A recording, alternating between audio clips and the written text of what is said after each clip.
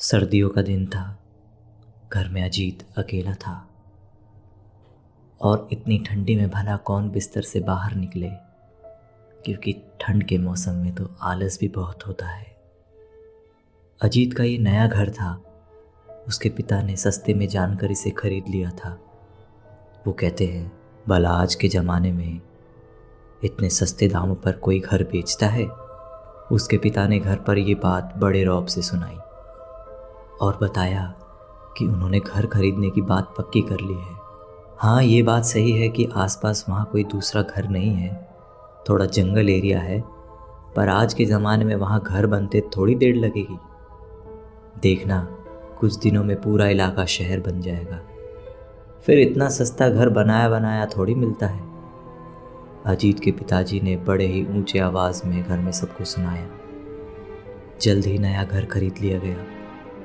पूजा पाठ हुआ और एक दो दिन सभी इसी घर में रुके और फिर सब अपने पुराने घर में चले गए। लेकिन अजीत यहीं रुक गया। किसी न किसी को एक आध हफ्ते के लिए यहाँ रुकना ही था। इसलिए अजीत ने सोचा, क्यों ना यहाँ अकेले रहा जाए और अपनी पढ़ाई पूरी की जाए। अभी आज ही सुबह सभी घर वाले गए थे। अजीत को पढ़ते पढ़ते नींद आ रही थी। रात के 11 बज चुके थे, इसलिए वो सो गया। अभी वो गहरी नींद में नहीं था, तभी वहाँ जोरों से सीढ़ियों पर आवाज़ आई और बंद हो गई। अजीत ने ये आवाज़ सुनी, लेकिन वो सोया रहा। फिर कुछ देर बाद आवाज़ आई जैसे सीढ़ियों पर कोई ऊपर से नीचे टहल रहा हो। अजीत की नींद खुल गई, लेकिन बिस्तर में पड़ा वो ये आवाज़ सुन रहा था। कभी ये आवाज़ तेज़ हो जाती तो कभी धीमी, और ये सिलसिला चलता रहा। अजीत भी बिस्तर में पड़े पड़े ये आवाज़ सुनता रहा। वो कुछ समझ नहीं पा रहा था कि वो क्या करे। आखिरकार 10 मिनट के बाद वो चुपके से उठा और धीरे धीरे ऊपर वाले मंजिल की तरफ बढ़ा। जब वहाँ सीढ़ियों के पास अजीत पहुँचा तो वहाँ कुछ भी नहीं था। फिर उसने टॉर्च जलाई, चारों ओर देखा, लेकिन उसे वहाँ कोई भी नहीं मिला। जब उसे इस बात का इत्मीनान हो गया कि यहाँ कोई नहीं है, तो फिर वो चुपचाप सोने चला गया। अब रात के 2 बज चुके थे। अजीत भी अब सो चुका था। फिर अचानक से इतनी जोरों से 2 लोगों की सीढ़ियों पर भागने की आवाज़ आई। अजीत अचानक जाग गया। फिर से एक और आवाज़, उसी तरफ भागने की, और ऐसा लग रहा है जैसे किसी ने दरवाज़ा जोर से मारकर तोड़ दिया हो। अजीत इस बार बिना कुछ सोचे समझे सीढ़ियों पर चला गया। ऊपर 2 मंजिले पर पहुंचा, जहां से दरवाजे के टूटने की आवाज़ आई थी। पर दरवाज़ा तो सही सलामत था। उसने दरवाज़ा खोला और तीसरी मंजिल पर जाने का फैसला किया। तीसरी मंजिल पर खुला छत था। जैसे ही वो वहाँ पहुँचा, उसने वहाँ किसी को कूदते हुए देखा, पर वो अच्छी तरीके से देख नहीं पा रहा था कि वो कौन है, क्योंकि वहाँ काफ़ी अंधेरा था। उसने छत पर से नीचे झांका। वहाँ पर झाड़ियों के हिलने के अलावा कुछ भी दिखाई नहीं दिया। अजीत जल्दी जल्दी से नीचे उतरा और उस जगह पहुँचा जहाँ झाड़ियाँ हिल रही थी, लेकिन वहाँ कोई भी नहीं था। कुछ समय इधर उधर देखने के बाद वो घर के अंदर जाने वाला था कि तभी वहाँ एक आदमी के चिल्लाने की आवाज़ आई। अजीत उसी तरफ बढ़ने लगा। फिर वो आवाज़ दूर होती गई। अजीत जितना उस आवाज़ के पीछे जाता, आवाज़ उतनी ही दूर होती जा रही थी।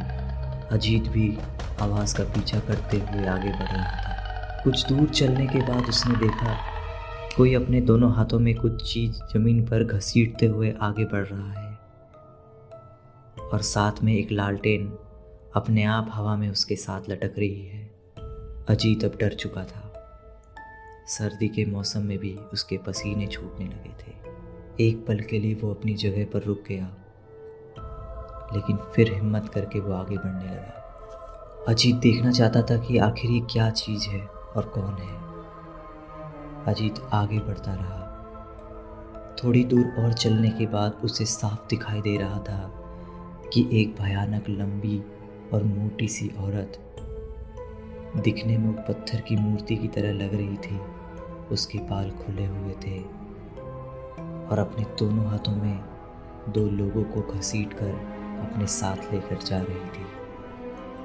अजीत देखता है कि वो औरत एक पेड़ के नीचे रुक जाती है और लालटेन भी अपने आप उस जगह रुक जाती है। अचानक से वो औरत पीछे की ओर मुड़ी। अब अजीत उसका चेहरा आसानी से देख सकता था। अजीत ये सब पेड़ के पीछे छुपकर देख रहा था।